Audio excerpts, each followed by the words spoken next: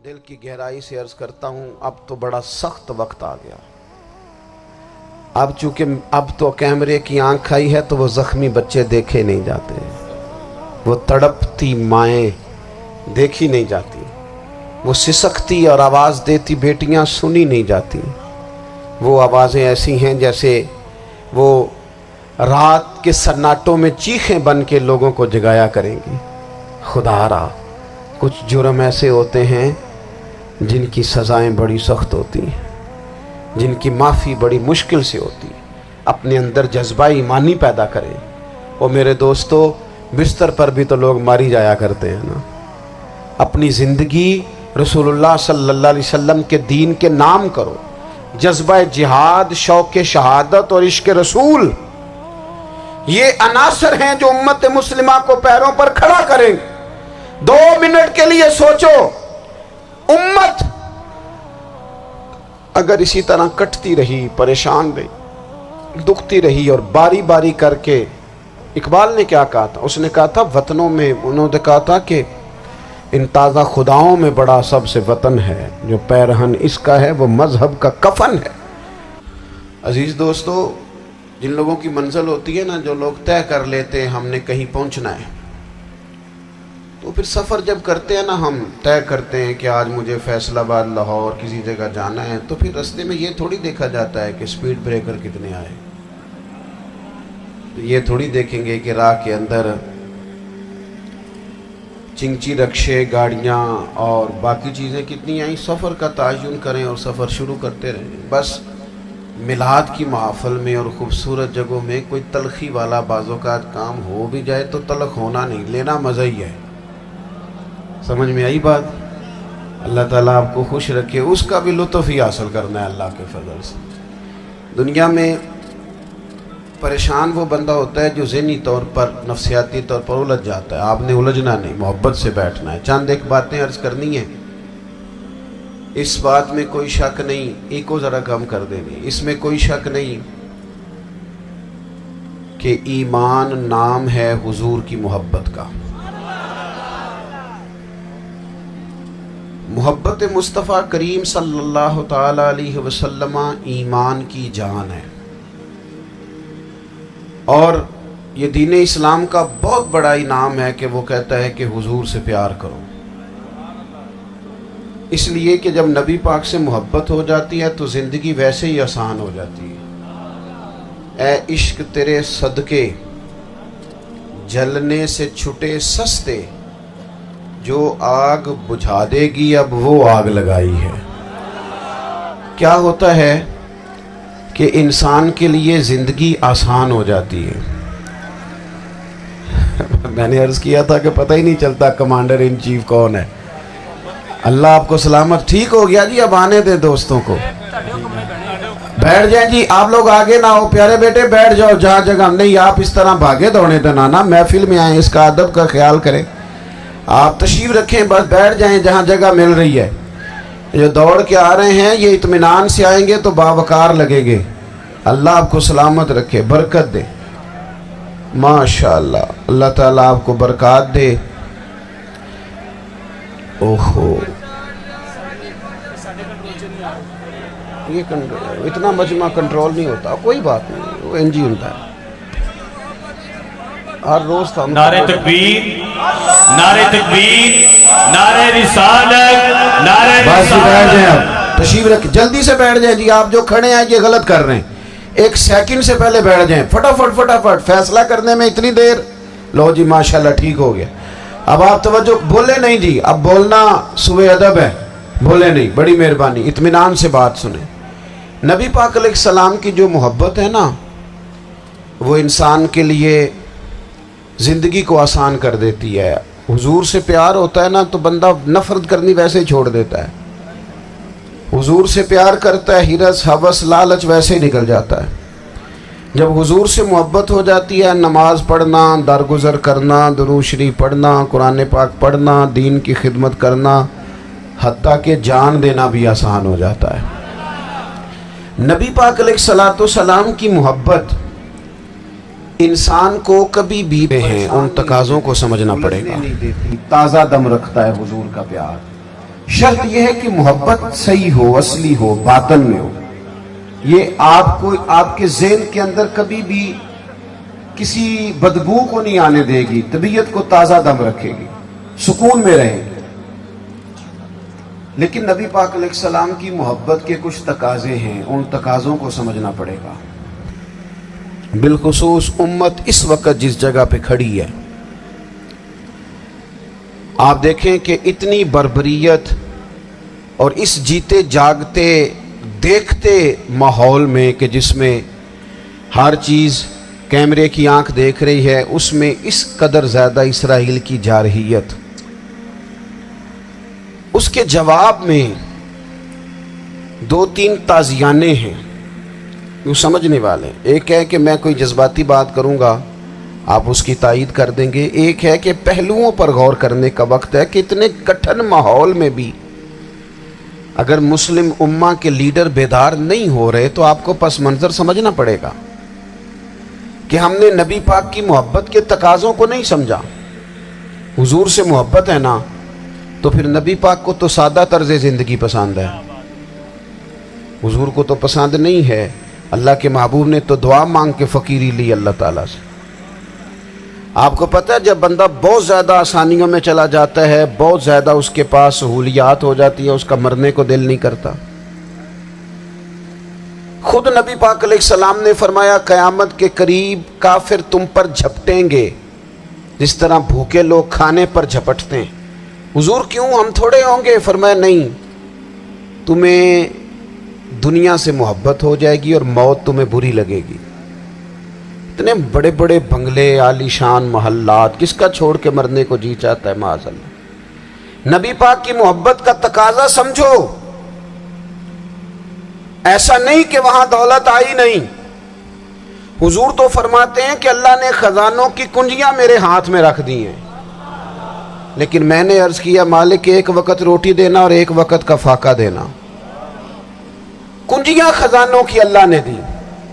جب تک آپ اپنا طرز زندگی، یہ جو بہت دنیا کا پیار ہے نا، بہت زیادہ مرنے کی ہرس، یہ بہت زیادہ جینے کی ہرس، تو اللہ تعالیٰ نے قرآن پاک میں یہودیوں کا طریقہ بیان کیا کہ وہ کبھی مرنے کی تمنا نہیں کریں گے کیونکہ جینے کی ہرس رکھتے ہیں. نبی پاک علیہ السلام کے غلاموں، طرز زندگی جب تک سادہ نہیں ہوتا اور جب تک یہ دنیا کے جھمیلوں سے کسی کو دولت دے کر پیچھے کر دیا جاتا ہے، کسی کو عہدہ دے کر چپ کرا دیا جاتا ہے، کسی کو اقتدار دے کر چپ کرا دیا جاتا ہے. رسول اللہ صلی اللہ علیہ وسلم کے سچے غلام، انہیں ایک بات کی سمجھ آ گئی تھی کہ ہمیں ہمارے رب نے کہا ہے قل ان کنتم تحبون اللہ فاتبعونی یحببکم اللہ. اے محبوب آپ ان سے فرما دیں اگر رب سے محبت کرنا چاہتے ہیں تو آپ کی پیروی کریں، اللہ خود ان سے محبت فرمائے گا. جب رب بھی ان کا ہو جائے گا، جب رب بھی ان کا کی محمد سے وفاتوں نے تو ہم، یہ جہاں چیز ہے کیا، یہ لوح و قلم تیرے، اس کا کیا مطلب ہوا؟ لوح و قلم، قلم لکھتی ہے نا تقدیریں، مقدر فیصلے، تو لوح و قلم تیرے ہیں، اس کا مطلب یہ ہے کہ پھر رب کریم تیرے اوپر فضل کرے گا اور وہ جن فیصلوں کی امت کو دیانت سے چاہت ہے اللہ اپنے فضل سے وہ فیصلے فرمائے گا. جب تک زندگی حضور کی غلامی کی طرف نہیں جاتی وہ اللہ تعالیٰ کی تائید نہیں پاتی. حضرت عبداللہ ابن حذافہ رضی اللہ تعالیٰ عنہ کو رومیوں نے قید کر لیا تھا، اور جب رومی آپ کو قید کر رہے تھے، پکڑ رہے تھے، جنگ میں کچھ موڑ ایسا آ گیا کہ بظاہر مسلمانوں کے قدم پیچھے ہٹ رہے تھے، تو 1000 آدمی نے، 100 آدمی نے مل کے آپ کے گرد گھیرا ڈالا اور بڑی مشکل سے آپ کو گرفتار کیا. جب بادشاہ کے سامنے لے گئے نا تو بادشاہ سے اس کا سپہ سالار کہنے لگا کہ بندہ ضائع کرنے والا نہیں. یہ بات سمجھیں آپ، ہماری طبیعت کے مطابق جو بندہ پورا نہیں اترتا ہم ضائع کر دیتے ہیں. حالانکہ اگر آپ کو مخالف صف میں بندہ کام کا نظر آئے تو آپ غور فرمائیں کہ یہ ہمارے قافلہ محبت میں کیسے شامل ہو سکتا ہے. اس کے لیے جد و جہد کریں تاکہ اس سے کام لیا جا سکے. اس نے کہا روم کے بادشاہ نے, بندہ ضائع کرنے والا نہیں, وزیر نے کہا بادشاہ سے, اس نے کہا کیا کریں, کچھ ایسا کریں کہ یہ معاذ اللہ ہمارے دین میں آ جائے. اور قرآن مجید نے واضح کہہ دیا ہے کہ یہودی اور عیسائی تم سے راضی نہیں ہو سکتے حتی تتبع ملتہم, جب تک کہ تم ان کے دین کی پیروی نہ کرو. ان کو کسی طریقے سے معاذ اللہ عیسائی بنایا جائے. تو بادشاہ کہنے لگا 2-3 چیزیں ہیں جس سے کوئی بندہ بھی خریدا جا سکتا ہے, کر لیتے ہیں بات. اس نے سب سے پہلے حضرت عبداللہ ابن حذافہ سے کہا کہ جتنے پیسے آپ کہیں گے آپ کو ملیں گے, آپ اس دین میں آ جائیں معاذ اللہ. تو حضرت عبداللہ ابن حذافہ نا, کچھ لوگ بڑے سیانے ہوتے ہیں, بردبار ہوتے ہیں, بعض باتوں پر غصہ نہیں کرتے, ہنستے ہیں. حضرت عبداللہ ابن حذافہ ہنس پڑے, فرمانے لگے تجھے کس نے بادشاہ بنایا, تو بڑا بیوقوف آدمی ہے. اس نے کہا کیا مطلب؟ فرمانے لگے نادان, میں تو تلوار لے کے میدان میں آیا ہوں, مجھے دولت کمانی ہوتی میں تجارت کرتا, میں تجارت نہیں کر رہا, میں تو شہادت کے لیے نکلا ہوا ہوں, اور تو مجھے کہہ رہا ہے پیسے لے لے, کو عقل کی بات کر. اس نے دوسری بات کی, اس نے کہا کہ میں بادشاہ ہوں, میرے نیچے جتنے بھی عہدے ہیں, وزیر, مشیر, وزیر خزانہ, جو آپ عہدہ کہیں گے آپ کو دے دیا جائے گا, آپ اس طرف آ جائیں. تو حضرت عبداللہ ابن حذافہ کہنے لگے پھر کہتا ہوں تو بڑا نادان ہے. فرمانے لگے میں حضور کا صحابی ہوں, اور صحابی ہونے سے بڑا عہدہ دنیا میں ہے ہی کوئی نہیں. صحابہ وہ صحابہ جن کی ہر صبح عید ہوتی تھی, خدا کا قرب حاصل تھا, نبی کی دید ہوتی تھی. کہا تو مجھے لالچ دے رہا ہے. اب انہوں نے ایک نئی چال چلی. وزیر کہنے لگا کہ میں ایک اور طرح سے معاذ اللہ کوشش کرتا ہوں پگھلا دینے کی. آپ اندر کمرے میں قید تھے تو وہاں ایک خاتون کو بنا سنوار کر بھیج دیا گیا. دوستو یاد رکھنا, تگڑا اور مضبوط جوان پتہ کون ہوتا ہے؟ جس کی نظریں پوری طرح اس کے کنٹرول میں ہوں. یہ علامت جوانی ہے. جس آدمی کا پوری طرح, 2 لوگ دنیا میں کبھی کوئی کارنامہ سر انجام نہیں دے سکتے, ایک جو حرام کھاتا ہو, ایک جس کی نظر ناپاک ہو. محمد بن قاسم جب یہاں آئے تھے نا تو ایک دن بڑے پریشان تھے. تو ایک بزرگ کہنے لگے آپ کیوں پریشان ہیں؟ کہنے لگے راجہ دہر سے مقابلہ ہے, اور ہماری فوج تو سندھ کے رستے بھی نہیں جانتی, زبان بھی نہیں جانتی, لڑیں گے کیسے؟ 2-4 دن کے بعد ان بزرگوں کی دوبارہ محمد بن قاسم سے ملاقات ہوئی تو بڑے خوش تھے. کہا اب آپ کیوں خوش ہیں؟ کہنے لگے وہ میرا مقابلہ نہیں کر سکتا, میں نے تحقیق کر لی. کہا کیوں؟ کہنے لگے نظر کا گندہ ہے, اور جو نظر کے گندے ہوتے ہیں وہ میدانوں میں ٹھہرا نہیں کرتے.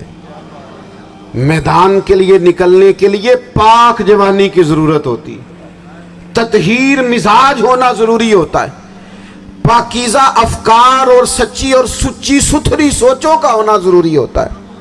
اس لیے فرمایا کہ میرا مقابلہ نہیں کر سکتا. حضرت عبداللہ ابن حذافہ کمرے میں تھے تو وزیر کی بیٹی اندر سجی سنوری پہنچ گئی. جیسے ہی آپ نے اس کفر کی چال کو دیکھا تو تیمم کر کے نفل شروع کیے.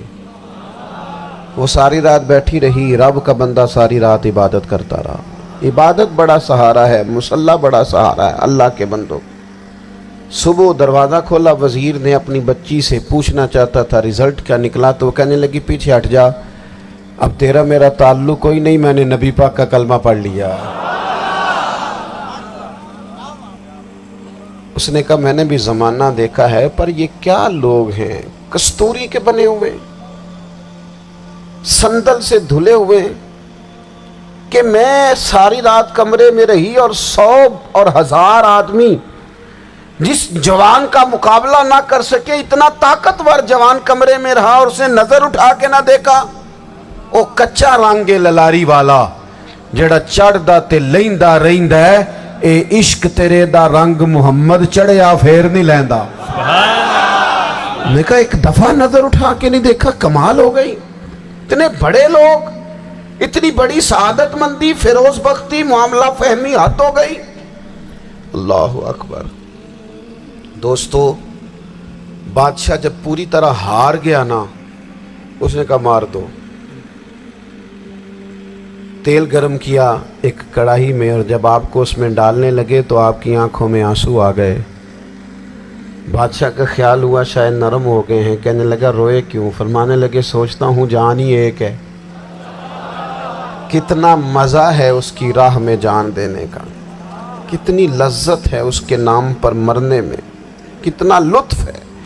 جے تو چڑھیا اتے دار بھی نہیں تے جے تو وکیا عشق بازار بھی نہیں تے ایڈا سستا سودا پیار بھی نہیں تے ایڈا سستا لبدا یار بھی نہیں. کئی جنگل گانے پیندے نی، کئی دوزخ لنگنے پیندے نی، جے وہ اس ملوں بھی مل جاوے ایدوں سستا ہور بپار بھی نہیں. تے کچھ سمجھ نہ آوے لوکانوں وہ کادے نال شہید کرے. ڈٹھی یار دے ہاتھ تلوار بھی نہیں، پر او دا خالی جاندہ وار بھی نہیں. کہنے لگے ایک جان ہے نا، تو دل کرتا ہے ہزاروں ہوتی تو ایک ایک کر کے محبوب کے نام پہ قربان کرتا. جب میرے پاس ہے ہی ایک، کروں کیا؟ حضرت عبداللہ ابن حذافہ رضی اللہ تعالیٰ عنہ جب روئے اور بادشاہ نے یہ بات سنی تو بادشاہ اٹھ کے کھڑا ہو گیا. سارے وزیروں مشیروں کو کہنے لگا تم نے کہا تھا نا بندہ ضائع کرنے والا نہیں، یہ بھی ضائع کرنے والا نہیں. کہنے لگا میرا ماتھا چومو، تم جیسے لوگوں کو قتل نہیں کرنا چاہیے، آزاد کرنا چاہیے.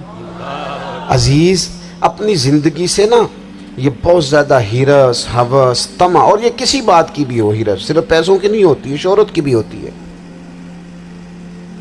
یہ بیماری انسان کو اقتدار کی بھی ہوتی ہے، تعریف کی بھی بیماری ہوتی ہے. یہ سارے نقص ہوتے ہیں لوگوں کو، اور معاذ اللہ بعض جبوں کبوں کے اندر بھی ہوتے ہیں، وہاں بھی پنپتے. اپنی زندگی جب تک اس سادگی میں نہیں لاؤ گے جو رسول پاک نے عطا فرمائی ہے.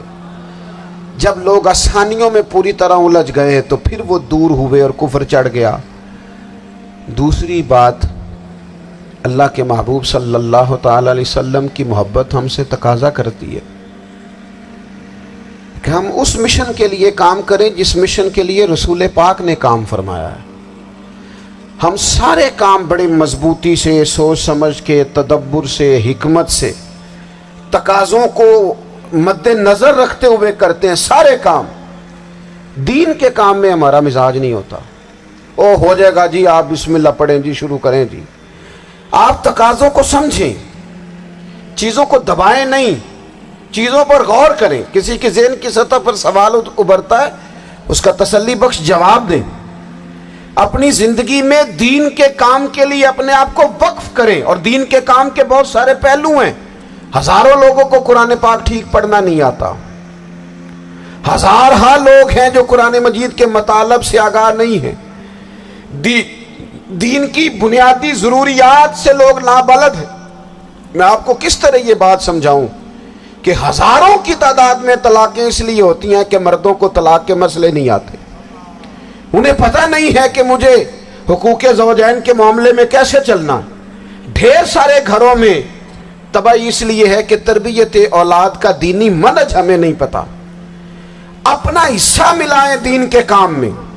ایک آدمی کو اگر تو نمازی کرنے میں کامیاب ہو گیا، تیری زندگی بدل گئی. وہ دین بیزار لوگ جو ہمارے بیچ بیٹھ کے ہماری نوجوان نسل کو پگڑی اور داڑھی کا نام لے کے بنیادی طور پر دین سے دور کرتے، ایسے نوجوانوں کو دین کا پیغام محبت دے کر دین کے قریب کرنا ہماری ڈیوٹیوں کا حصہ ہے.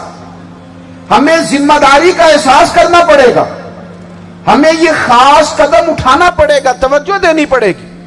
مساجد، مدارس، میں آپ سے عرض کروں، اتنی ڈٹ کے مخالفت ہوتی ہے نا مدرسوں کی، اتنی ڈٹ کے. میں ادارہ چلاتا ہوں، اس کے چلانے میں جو مشکلات ہیں وہ تو ہم بتا نہیں سکتے آپ کو، اس لیے کہ میری قوم، میرا اس قوم سے تعلق ہے جو نعت خواں امیر کرنا چاہتی ہے، مدرسے نہیں. ہاں، نقیب خطیب پیدا کرنا چاہتی ہے، شعر و شاعری کی زندگی کو پروان چڑھانا چاہتی ہے. فقط ہمارا ان لوگوں سے تعلق ہے جو لاکھوں کروڑوں روپیہ محافل پہ لگائیں گے، اور قاری صاحب بیچارے اگر مسجد کا کوئی ہونے والا کام کسی وقت بتا دیں گے تو وہ بڑی مشکل آ جائے گی ان کے لیے. یہ کیسے ہو سکتا ہے، آپ نے یہ ڈیوٹی بتا دی. مدارس اور جتنا اہم رول دین کو پھیلانے میں مدارس اسلامیہ کا ہے، اتنی زبردست. لوگوں کا خیال ہوتا ہے میری طرح کے لوگ شاید کام کرتے ہیں، ڈیوٹی کرتے ہیں. یہ 10-15 لوگ آپ کو نظر آتے ہیں جو آپ کو کہیں میڈیا پر یا ادھر ادھر ڈیوٹی کرتے، مخلص لوگ اپنی جگہ پہ وہ بھی بڑا ہی کام کر رہے ہیں، جو میڈیا پہ آ کے بھی اخلاص سے اور درد دل سے کو دین کی، ان کی بھی کسی بات کی حوصلہ شکنی نہیں. لیکن ہزارہا اساتذہ جو مدارس میں بیٹھ کے پڑھاتے ہیں، جنہوں نے وہ سارے لوگ تیار، آپ سمجھ نہیں سکتے کتنا بڑا کام. حفظ کا استاد جو ہوتا ہے نا، اس کی ڈیوٹی 24 گھنٹے ہوتی ہے فجر سے پہلے، اور اس نے بچوں کو اٹھانا ہے. تنخواہ تو ہم انہیں دینا نہیں نہ چاہتے جی، تنخواہ نہیں دئی دی انہوں نے. ہمیں مولوی امیر نہ ہو جانا، مولوی نو تے سوٹ بھی 27ویں والی رات دے ہے تاکہ کدھر سوان کے عید والے دن پا نہ لوے، کیونکہ 27ویں تو بعد تے درزی پھڑتا ہی کوئی نہیں. کیوں حضرت ایسا ہی ہے نا، اس وقت تو نہیں نہ لیتا. تو ہم چاہتے ہیں مولوی ہماری مرضی کے ہماری طرح کا سوٹ نہ پہن لے. مدارس کی مضبوطی آپ یہ دیکھ لیں، یہ صلاح الدین ایوبی کا تعلق بھلا کس چیز سے تھا؟ غوث اعظم کے مدرسے سے. حضور غوث اعظم کے مریدوں کی جماعت اس کے ساتھ شامل تھی. کون لوگ تھے جنہوں نے مدارس سے فیض پایا؟ رازی اور غزالی، حضور غوث اعظم، خواجہ اجمیر، یہ سب لوگ مدارس کے لوگ ہیں. کمزوریاں ہیں، غلطیاں ہیں، بہت ساری چیزوں کی اصلاح کی ضرورت ہے، لیکن یہ دین کا بہت بڑا قلعہ ہوتا ہے مدرسہ. لیکن اس کی مخالفت کی جاتی ہے. مجھے بتائیے، اگر مدرسوں میں کمزوریاں ہیں تو کالجوں یونیورسٹیوں میں نہیں ہیں؟ ہم نے کبھی مخالفت کی ہے بند کر دو سارے؟ لیکن لوگوں کا جب خیال آتا ہے، جب ہمارے ایک سابقہ وزیر صاحب تھے سر راہ، کسی دعوت میں میری ان سے ملاقات ہو گئی تو انہوں نے کہا مدرسوں کا کردار کیا ہے آج کے ماحول میں. میں نے انہیں کہا کہ مختلف کورسز آپ کراتے ہیں نا، تو اس کے لیے پھر مختلف ویکینسیز ہوتی ہیں جہاں بچوں کو مدرسے کا کورس کرایا جاتا ہے تو استاد بننا ہوتا ہے، اس نے خطیب بننا ہوتا ہے، مسجد کی ڈیوٹی کرنی ہوتی ہے. میں نے کہا بالکل کوئی حکومت سرپرستی نہیں کرتی، لیکن اللہ کا فضل ہے. کبھی آپ نے کوئی مسجد سنی ہے جس میں جمعے والے دن مولوی نہ ملا ہو جمعہ پڑھانے کے لیے؟ کبھی آپ کو رمضان میں ایسی مسجد ملی ہے جس میں قرآن مجید سنانے کے لیے حافظ نہ ملا ہو؟ یہ ہو سکتا ہے کسی حافظ کو مسجد نہ ملے. تو مدارس کے ذمے جو کام تھا مدارس نے جم کے کیا ہے اور ڈٹ کے کیا اللہ کے فضل سے. اور مدارس کے لوگوں کو بھی کمزور نہیں پڑنا چاہیے، کبھی کسی وزیر مشیر مالدار کے روب میں نہیں آنا چاہیے، قطعاً نہیں. کیوں؟ کہ یہ وہ عظیم لوگ ہیں رسول اللہ صلی اللہ علیہ وسلم کے دین کے غلام، کہ ابھی ایک لفظ نہیں پڑھا ہوتا الف با تا سا، پہلے دن گھر سے نکلتے ہیں تو حضور فرماتے ہیں اللہ کے فرشتے ان کے پیروں کے نیچے پر بچھا بھی دیتے ہیں. پہلے دن اتنا بڑا اعزاز ملتا ہے.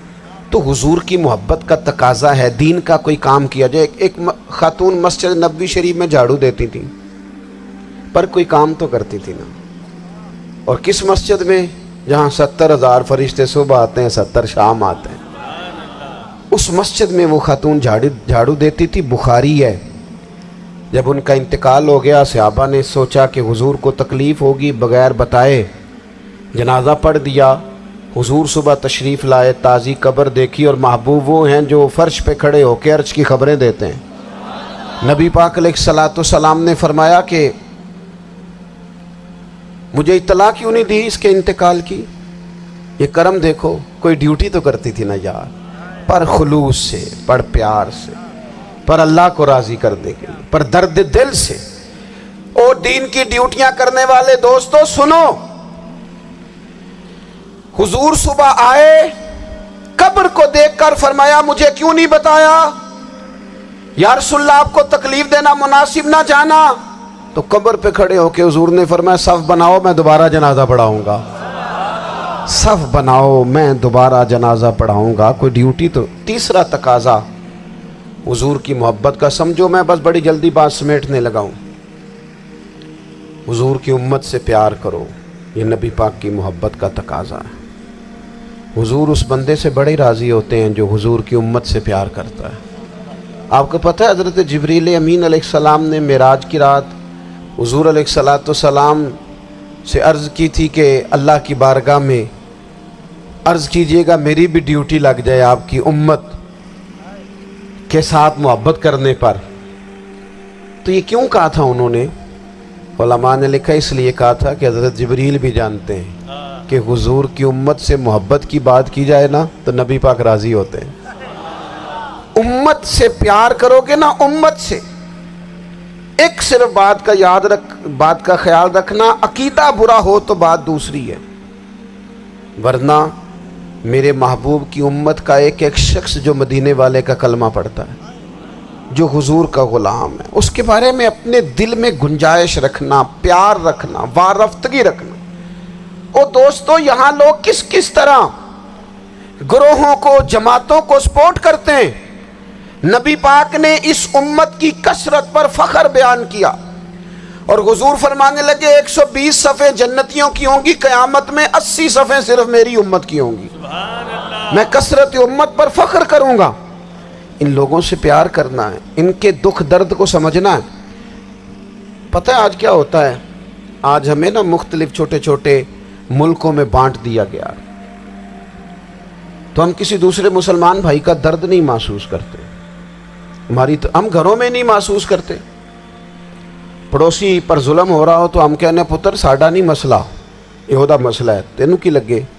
हालांकि पड़ोसी की आग इसलिए भी किसी वक्त बुझा देनी चाहिए कि पड़ोसी की ना बुझाई जाए तो अपना घर भी ज़द में आ जाता। आज उम्मत मुस्लिमा से हमें बस लगा दिया गया अपने हिस्से की रोटी कमाओ, अपने हिस्से की कोठी बनाओ, अपने हिस्से की गाड़ी खरीदो, अपने हिस्से का। उम्मत का दर्द, उम्मत की बात, वहदत उम्मत का तसव्वुर, उम्मत का दोबारा से वो शान अरसला रसूलहू बिल हुदा व दीनिल हक लियुज़हिरहू अला दीन कुल्ले, वो तसव्वुर कब होगा? उस वक्त होगा जब हम बात उम्मत की करेंगे। नबी पाक अलैहिस्सलाम ने फरमाया मुसलमान की मिसाल एक जिस्म की तरह है। जिस्म के एक हिस्से को तकलीफ हो तो सारा आजमाइश में आ जाता है। मुझे बताओ, ये उंगली दर्द करती हो, ये उंगली जिस्म का हिस्सा है ना, तो मेरा ख्याल है दिमाग ये कह देगा कि उंगली की दर्द है ना, मिन्नू की लगे। दिल कह देगा कोई नहीं टेंशन लेने, उंगली का मसला है ना। ऐसा नहीं होता, बल्कि जब उंगली में दर्द होती है तो दिमाग मनसूबा बंदी करता है कि इसका इलाज कैसे हो सकता है। दिल परेशान होता है, पैर चल के जाते हैं, हाथ वो दवाई वसूल करते, दांत उसे चबाकर, हलक उसे निगल कर, मैदा उसे जखीरा करके जिस्म में फैलाता है, फिर जाके उंगली शिफा पजीर होती है। एक हिस्से को दर्द हो तो सारा हिस्सा काम पे लग जाता है।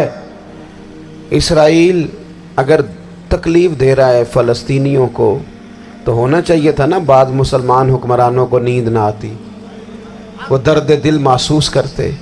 होना चाहिए था ना कि बाज़ लोग यहाँ हम क्या करते हैं भला बैठ के। अब तो मुझे बाज़ चीज़ों से कोफ्त भी होने, हम देते हैं बयान, मुजम्मत। आपके बयान देने से क्या होगा? फलाने ने भी बयान दे दिया, फलाने ने भी क्लिप दे दिया, ये क्या कर रहे हैं? ये तो आप जिंदा रहना चाहते हैं। वो जिस तरह आजकल हमारे यहाँ बहुत सारी चूँकि जमातें हैं, तो कश्मीर डे आता है ना, तो मिल के रैली नहीं निकाली जा सकती, सवाल नहीं पैदा होता, क्योंकि हमें जमातों को ज़िंदा रखना है। इस जमात की खबर अलग लगनी चाहिए, इस जमात की खबर अलग, तो ऐसे कोई इनकलाब आएगा। याद रखना, उम्मत को पूरी को एक ताकतवर आवाज बनना पड़ेगा। हमें थोड़ा थोड़ा ऊपर उठ के सोचना पड़ेगा। खुदारा अल्लाह ताला मुझे माफ़ करे अगर कोई बात मैं सती कर रहा हूँ, दिल की गहराई से अर्ज़ करता हूँ, अब तो बड़ा सख्त वक्त आ गया। अब चूँकि अब तो कैमरे की आंख आई है तो वो ज़ख्मी बच्चे देखे नहीं जाते, वो तड़पती माएँ देखी नहीं जाती, वो सिसकती और आवाज़ देती बेटियाँ सुनी नहीं जाती। वो आवाज़ें ऐसी हैं जैसे वो रात के सन्नाटों में चीखें बन के लोगों को जगाया करेंगी। खुदारा कुछ जुर्म ऐसे होते हैं جن کی سزائیں بڑی سخت ہوتی ہیں، جن کی معافی بڑی مشکل سے ہوتی ہے، اپنے اندر جذبہ ایمانی پیدا کریں۔ اور میرے دوستو، بستر پر بھی تو لوگ ماری جایا کرتے ہیں نا۔ اپنی زندگی رسول اللہ صلی اللہ علیہ وسلم کے دین کے نام کرو۔ جذبہ جہاد، شوق شہادت اور عشق رسول، یہ عناصر ہیں جو امت مسلمہ کو پیروں پر کھڑا کریں۔ 2 منٹ کے لیے سوچو، امت اگر اسی طرح کٹتی رہی، پریشان رہی، دکھتی رہی، اور باری باری کر کے، اقبال نے کیا کہا تھا؟ اس نے کہا تھا وطنوں میں، انہوں نے کہا تھا کہ ان تازہ خداؤں میں بڑا سب سے وطن ہے، جو پیرہن اس کا ہے وہ مذہب کا کفن ہے۔ تو اقبال ہم کیا کریں؟ کہنے لگے بازو تیرا توحید کی قوت سے قوی ہے، اسلام تیرا دیس ہے، کیونکہ تو مصطفی ہے۔ تو بحیثیت مسلمان سوچنا شروع کر، بحیثیت مسلمان، اور یوں تو سید بھی ہو، مرزا بھی ہو، افغان بھی ہو، تم سبھی کچھ ہو، بتاؤ کہ مسلمان بھی ہو۔ تمہارے اندر کہیں سے کوئی مومن بھی بولتا ہے کہ نہیں؟ علاقائی تعصبات اور ملکی سرحدوں میں قید ہو جانے والوں، تم ایک نبی کی امت ہو۔ کیوں نہیں سمجھتے؟ جب کشمیر کی بیٹی روتی ہے تو مدینے والے محبوب پاک علیہ السلام کی امت کی بیٹی روتی ہے۔ جب فلسطین کی بیٹی روتی ہے تو امت کی بیٹیاں روتی۔ خدا را کچھ درد دل اپنی طبیعت میں پیدا کریں۔ میں حکمرانوں کی بات نہیں کرتا، میں تو عام لوگوں سے ایسے تبصرے سنتا ہوں جو نہیں کرنے چاہیے۔ اور نہیں جی نہیں، دوسرا رخ بھی دیکھو، عام آدمی اٹھ کے، عام لوگ بھی یہ خطرناک سوچیں اور ان سے خوفناک نتائج برآمد ہوں گے۔ تو 3 باتیں میں نے آپ کی خدمت میں عرض کی ہیں۔ ایک تو کوشش کریں اپنی زندگی کے اندر کہ زندگی کو سادہ کریں۔ پیسہ ضرور کمائیں، لیکن پیسے سے پیار نہ کرو، پیار تو مدینے والے رسول سے کرنا۔ دولتیں، ہرس، ہوس، طمع، ان سے باہر آؤ۔ اور دوسری گزارش آپ کی خدمت میں یہ عرض کی ہے، کچھ نہ کچھ دین کا کام، اور اس میں بھی شہرتوں سے بچتے ہوئے، تصویروں سے بچتے ہوئے۔ میں ہر محفل میں شاید کہتا ہوں میری فوٹو آ رہی ہے اور لائیو آ رہا ہے اور فلاں ہو رہا ہے، لیکن اس محفل کا خوبصورت انسان وہ ہے جو سب سے پیچھے بیٹھا ہے۔ وہ کسی فوٹو کے لیے نہیں آیا۔ اور میں ڈھیر سارے لوگ دیکھ رہا ہوں، یہ جو آگے بیٹھ جاتے ہیں بعض اوقات 5، 7، 10 لوگ، یہ بڑی تصویر سازی کرتے ہیں، لیکن جو پیچھے بیٹھے ہوتے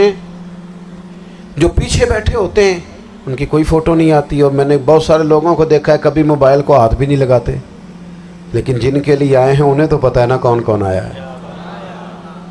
اور کچھ دین کے لیے کریں۔ اور تیسری گزارش آپ کی خدمت میں یہ ہے کہ امت بن کر بھی ضرور سوچیں، اور امت کے دکھوں کا مداوع بھی کریں، اور امت مسلمہ کا درد بھی اپنے سینے میں ضرور محسوس کریں۔ اللہ تعالی ہماری اس بزم کو جی ایک بات اور سن لیں جی۔ نبی پاک علیہ الصلوۃ والسلام نے ارشاد فرمایا، لائیں جی، حضور سید عالم علیہ الصلوۃ والسلام نے ارشاد فرمایا کہ جب تک بندہ اللہ کے بندوں کی مدد میں رہتا ہے نا، اللہ بھی اس کی مدد کرتا رہتا ہے۔ یعنی اگر آپ امت کے لیے سوچتے ہیں، کوئی امت کے لیے فکر پیدا کرتے ہیں، کچھ امت کی سوچیں لاتے ہیں، تو اللہ بھی مدد فرمائے گا۔ اور یہ بات اچھی طرح یاد رکھیں، جب بھی بندہ کوئی ایسا کام کرتا ہے نا جو خالص اللہ کی رضا کے لیے ہو، تو رب کی مدد ضرور آتی ہے۔ وَلَقَدْ نَصَرَكُمُ اللَّهُ بِبَدْرٍ وَأَنْتُمْ أَذِلَّةٌ۔ تو یہ کام کریں گے تو اللہ کی مدد بھی آئے گی۔ اللہ توفیق عطا فرمائے۔ وَمَا عَلَيْنَا إِلَّا الْبَلَاغُ۔